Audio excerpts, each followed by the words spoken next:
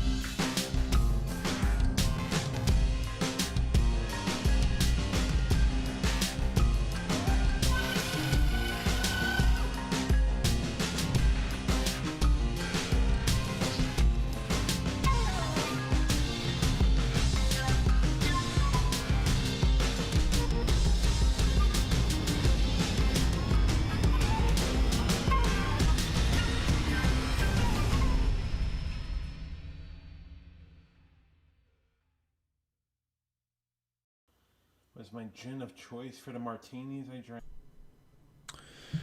Good evening, or good morning, or good afternoon, wherever you may be, and welcome to the Venture Forward. I am John Venturini, a recovering addict of overeating, obesity, alcoholism, and compulsive gambling. It's an honor and pleasure to be with you tonight on YouTube, Facebook, and Twitch. Tonight's topic is not an easy one. Where have you heard that one before? Tonight's topic has a lot to do with the interpersonal relationships in life. A lot to do with the things that make us who we are. Basically, these are the people that are around us. These are the people that form some sort of structure in our lives, or basically could be a supporting party to everything. But it's up to us to make sure exactly what role they play and how important a role they are. In the course of my life, I have had some very interesting relationships. And when I say relationship, I don't necessarily mean the sort of amorous relationship, the sort of romantic relationship. I'm talking about relationships that are near and dear to me, by way of friendship, by way of family, and yes, by way of romance as well. I've had the hardest time, the longest time, as far as trying to figure out where my bounds are. And yet, it's an ongoing question that appears over and over and over again. I have made mention on this show before. I'll make mention to it again tonight, in the sense that I was in a very long marriage to a very wonderful lady, and we went two different ways, and that's what happens. But I think part of it had a lot to do with my mental state. Now, I can only talk about my mental state. I can only talk about the things that I was doing in my life. I could only talk to the behaviors I was manifesting. I could talk to the things I was doing. But I know that in the heart of that, I had a very, very weak frame. Now, whether the question is it's the influence of your partner, the relationship of your friends, the relationship of your family, that's one size doesn't fit all there. It depends case to case to case. But when addiction is involved, when addiction is part of the story, it starts coming up with a certain MO. We don't have to go down the road as far as what my addictions are. It was and still is overeating, and obesity as an after consequence of that. It was alcohol.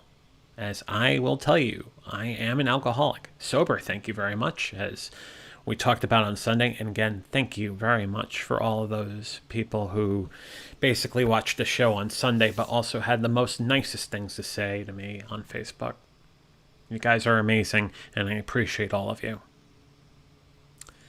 And then, of course, there was the question of compulsive gambling. And the thing is, if you're going to a place where you have all those things at sort of great amount, great expense, you're going to partake in everything. And if you have no self-control, guess what happens?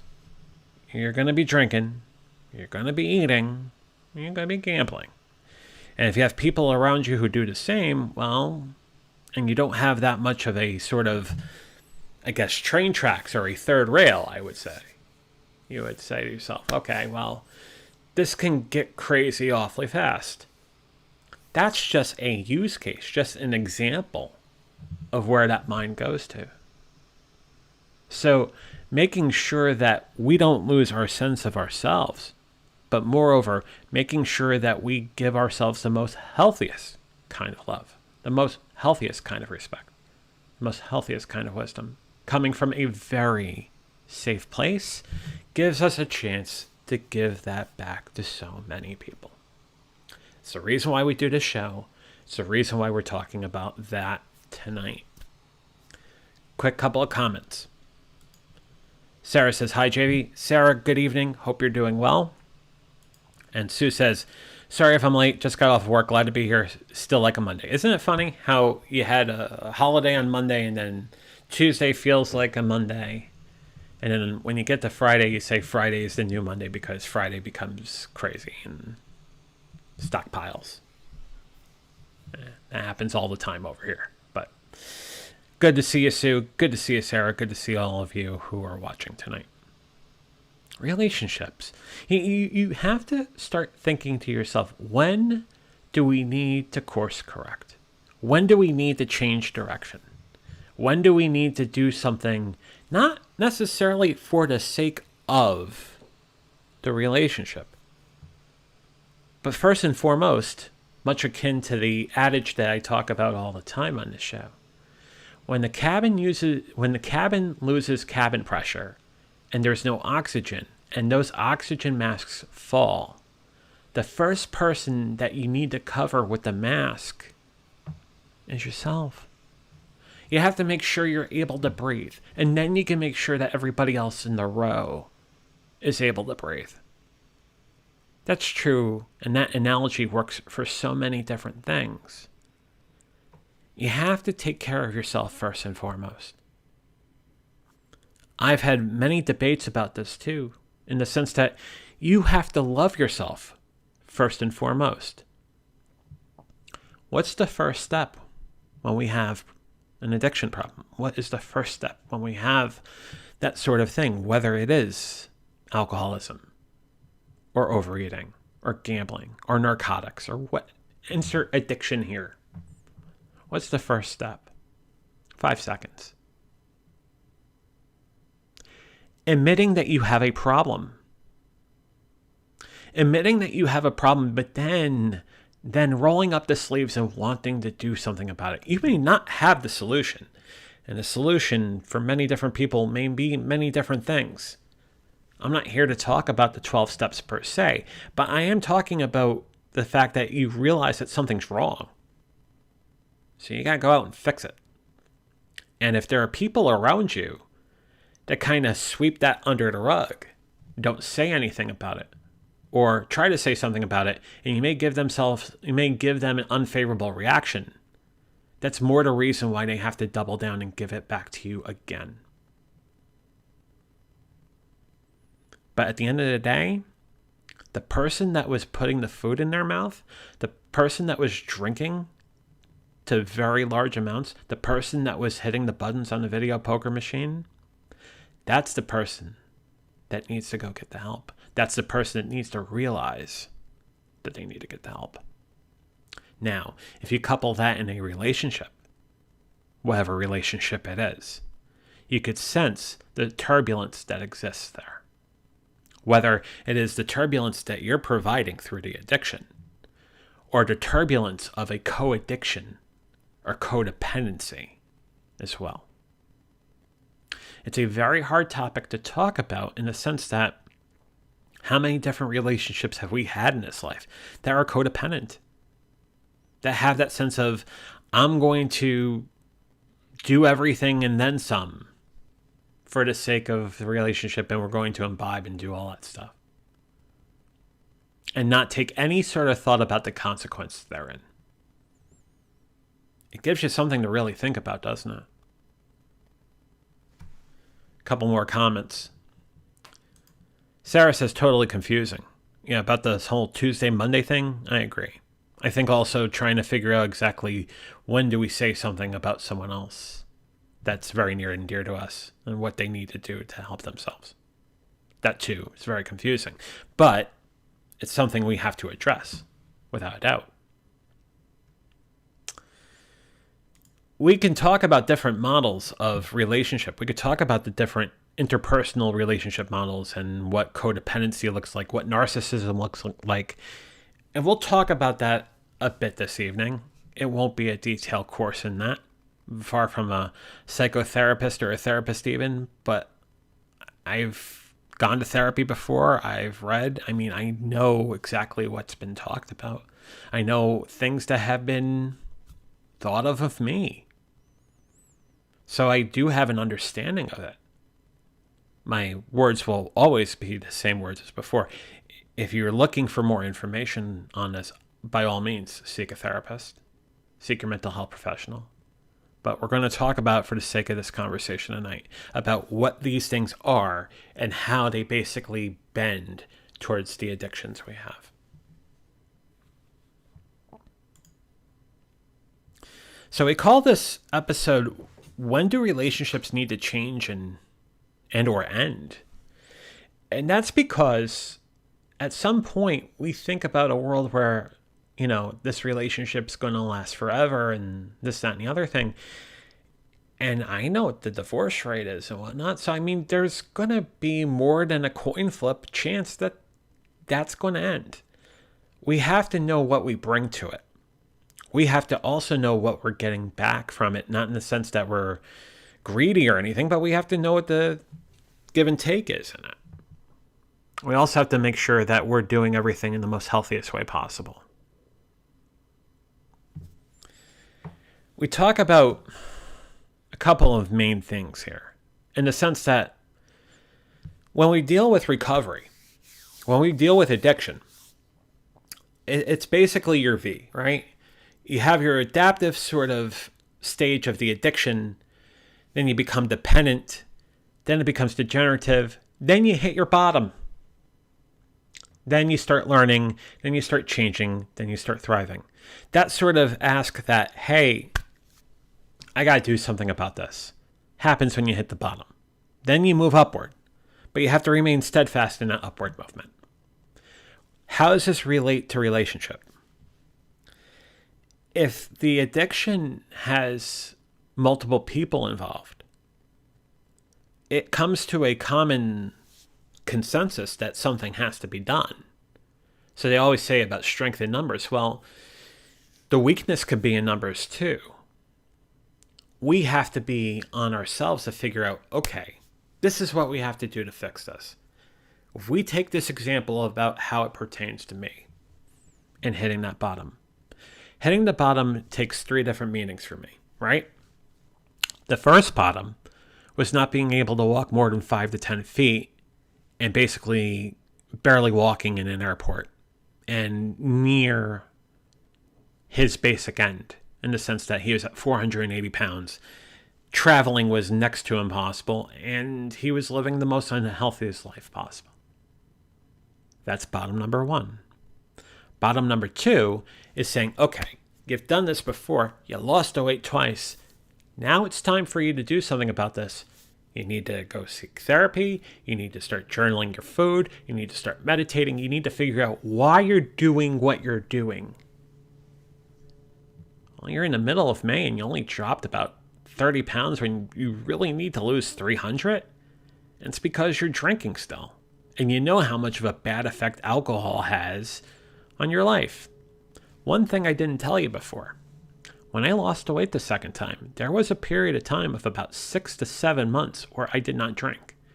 And the weight came off quickly.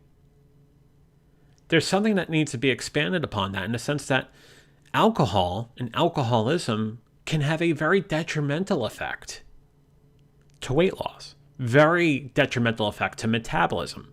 I've always said that alcohol can very much be a metabolism poison. And I know surely that's the case with me. And you may say to yourself, well, what about the kind of alcohol? Well, more times than not, it was gin. More times than not, it was something clear. Now, was there Manhattans? Yeah. But that sort of consumption of the alcohol, while I'm trying to lose, 300 pounds, was not a smart move whatsoever. Then, of course, there was the bottom of May 30th, 2019. When there were 2 pitchers of jalapeno cucumber margaritas and drink upon drink upon drink, and then Manhattans, and then wine, and then more bourbon, and that reversal of fortune that took place at 3:30 the next morning. That made you realize, 1, I don't like the way I feel. I don't like the way this feels. I need to do something about this now. And there is nothing that you can assure to me that this is not a problem, because it is, by the love of God, it is a problem. So there's number 2. Number 3 is a little more, I guess, consequential in the sense that the addiction to gambling really hit another high off of the separation. While still dieting, while still not drinking anymore. But when you get a nice little letter from a certain department in Washington, D.C. that says, hey, you're about to be audited, that's a telltale sign that you have a problem. Then, of course, when you're trying to come up with proof, and you start going through 1099 upon 1099 upon 1099 upon 1099, and you realize, 1, how much money did you throw away? But 2, how much has this become a problem? There's third bottom. Now, here's the moment of honesty that I'll share with you. The gambling was something that was very much closeted. We talk about closet drinkers. We talk about closet eaters. We can also talk about closet gamblers in the sense that I did a lot of that on my own. And of course, there was a sort of stipulation that, hey, what's a good place to do? What's a good place to go? Well, go to Atlantic City. Go to Vegas. So I'm going to places with other people just to expand upon that. Not good. Not good at all. Not fair. Not fair to the relationships. Not fair to family. Not fair to my friends. Not fair to my ex. I say it right now. I was the one hitting the button. I was the one drinking. I was the one eating. Those are the consequences therein. Now, let's address something else, though. What drove me to that? Not to say that it is the right thing to do. Far from it. Talk about firefighting. Not a good firefighter. It's a firefighter who's trying to put out the fire with more alcohol and basically, sort of gasoline, if you will. Situations I was in, the stress that I was in, caused me to do what I was doing. But it doesn't make it right whatsoever. Not for them, not for me. Surely. So we talk about that bottom we hit. We talk about the bottom we hit with the overeating. We talk about the bottom we hit as far as the drinking. We talk about the bottom that we hit through the gambling. And we start working to change that. The learning and figuring out, how do I stop doing this? Learn to figure out exactly what do I need to do? What sort of amends do I have to make? What sort of things to have to change? Why am I doing what I'm doing? It's not that sort of apparent, right? You need to work at it. You need to figure out exactly what's going on. And then the next step, of course, is the changing. That I'm not doing that ever again. Now, there might be life's events. There might be things that pop up that cause us not to do that anymore. Whether it be an IRS audit and a subsequent bankruptcy. Whether it would be the fact that, alcoholism runs the family, amongst others. And you know that you can't afford to be 480 pounds. So changing because of consequence, but also changing and realizing why you're doing what you're doing. And making amends and trying to get down deep inside on why you're doing what you're doing. If you do 12 steps, working the steps. Trying to figure out exactly what's going on. And then also therapy. Talking to a therapist. Whether it's an internal family systems therapist or any sort of therapist. Trying to work through it. And then, of course, the late stage, which is something we continuously work on, is thriving. That when you say you're an alcoholic, you are an alcoholic. You're an alcoholic who is changed and thriving, but you are an alcoholic. You carry the chips in your pocket, you become sober, but you are an alcoholic. That's why when you go to an AA meeting, you say, my name is John and I'm an alcoholic. Same thing you would do in an overeaters meeting. The same thing you would do in a Gamblers Anonymous meeting. I am John, and I am a compulsive gambler. Just because you go away from it doesn't mean that you cannot still say that you are. You may have overcome it. You may have worked on things to work through it. You know the right behavior around it, and you've tried to apply the right firefighters so that you can live the most healthiest life, the most cleanest life you can. But you still admit to those things. Always. Marilyn, good to see you. I could try to get the graphic up, and of course my mouse hides. Why would my mouse hide? Try the other mouse. That would help. Well, Marilyn says, good afternoon, JV and Sue. Hope all is going well with you. With a lot of waves and purple hearts. Marilyn, good to see you this evening. It's talking about relationship by way of addiction, relationship by way of recovery is one part of it. We also have to be very akin to, or very in tune with, rather, what the different components of an interpersonal relationship are. And there's some really good thoughts out there. They're basically one model that has existed for a very long time. If I have a working mouse, and I can move that off, oh man, here we go. We talk about Mark Knapp. Mark Knapp, who's basically come up with the model that that many therapists use, that many social workers use as far as trying to figure out what interpersonal relationships are. He's basically come up with the model back in 1978. Distinguished professor emeritus at the University of Texas at Austin. Internationally known, to say the least. He has basically written this sort of roadmap for interpersonal relationship and the components therein, the phases therein.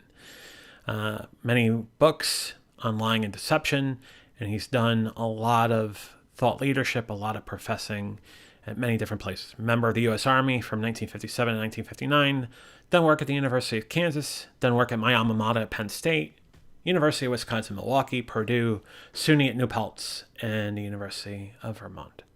And of course, has basically got his biggest claim to fame within the University of Texas at Austin.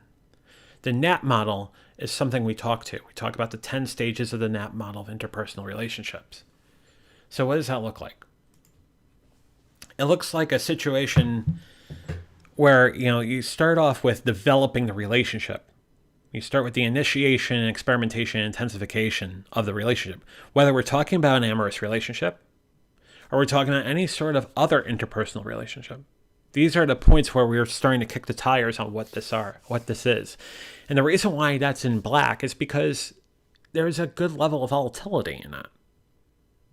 Once we get to that sense of intensification of what the relationship is, whatever that relationship is, and let's think outside the box for a second. It doesn't have to be your traditional romantic relationship as well. It could be any sort of relationship that you could think of within that realm. We then start talking about integration. You're identifying the social unit, you're highlighting the qualities that what both sides of the party bring together, and you form that bond. The bond could be a wedding ceremony, it could be anything, right? Again, not thinking necessarily in a Judeo-Christian sort of mindset. It could be whatever that bond is. We then talk about the dissolution in the sense that we may start tweaking and tying certain elements of it, but not the whole thing wholesale. We could start talking about differentiation. We talk about the phrase that we are our own person. We must remain having our own identity, our own belief system. And then we must also understand that the things that we do may not necessarily be shared with our partner or shared with whoever we have that sort of partnership with, that sort of relationship. And we talk about circumscribing in the sense that we may come up with some distance. And it's not necessarily a wholesale distance. It may be a sense of distance with respect to one phase or another phase, or one concept or another concept. So we don't share as much information because it's controversial, and we know that we've gone past a certain line in the sand. I can find myself on camera. There we go. That we know that the conversation without much discourse is going to be a bit of an issue. So we circumscribe the issue. When circumscribing becomes stagnation, that's when it becomes volatile again. When we start avoiding communication on a larger scale, and we don't talk about flaws, we don't talk about the things that are problems, and we just do that for the sake of having disagreements, but we're just not talking about why we're having a disagreement. When we lose that sense of transparency, that's when it becomes a problem. Then we talk about avoidance, where physically you're just ignoring a partner, you're doing things separately on a more wholesale level, and you're not even engaging in the sort of communication that is necessary for a partnership to work. The communication at best can be considered minimal. And at the end, you end a relationship by ceasing contact or acknowledging that the relationship has ended and clarify expectations for the future. Not only for the other person, but for yourself as well. A lot of this can be internal in the sense that you say, you know what, that's not me anymore. Just as much as they're saying to themselves, that's not them anymore. And that takes a lot of work to figure out exactly what the go forward is from that. But the tricky thing is, when that behavior is tied to very bad habit, very bad behavior, it brings to center a very important question of what of me do I have to change? To one, make sure I'm living the best life I can. Two, to make sure that I have the love and respect I need so I can give it to so many. But then three, making sure that I'm doing things on the best foot I possibly can. As we always say, one day at a time, one step at a time, one foot in front of the other, especially for those of us that are recovering. We must never forget that. So that's what the relational model is. That is a PC version of what a relational model is.